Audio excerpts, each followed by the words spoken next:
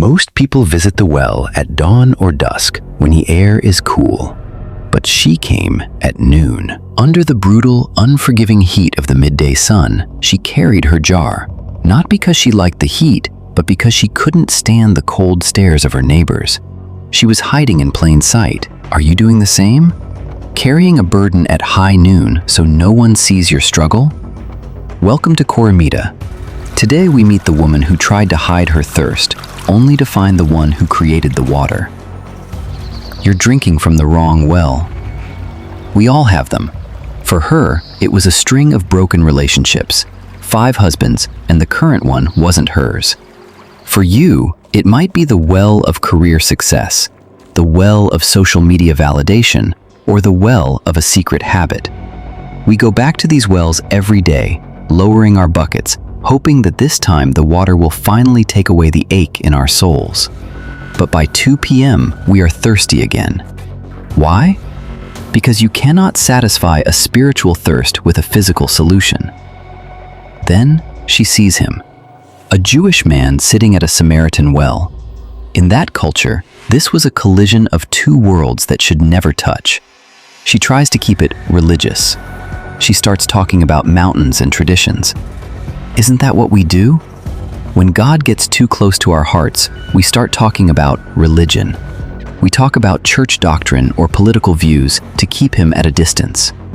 But Jesus wasn't interested in her mountain. He was interested in her misery. He didn't come to debate her. He came to deliver her. Go, call your husband. With 4 words, Jesus dismantled her disguise. He pulled back the curtain on her secrets. At that moment, she could have run, but she stayed. Why? Because for the first time in her life, she was being looked at by someone who knew her worst parts, but didn't look away with disgust. He looked at her with living water in his eyes. This is the Koramita message. God is not shocked by your past. He's not waiting for you to get clean to meet him. He meets you at the well of your shame to wash you from the inside out. The Bible says something incredible. The woman then left her water pot. She forgot the very reason she came to the well because she found the reason she was born. She ran back to the city, the same people she was hiding from, and shouted, "Come see a man!" When you drink from the living water, your jar of shame becomes a megaphone of grace. Your secret isn't a prison anymore.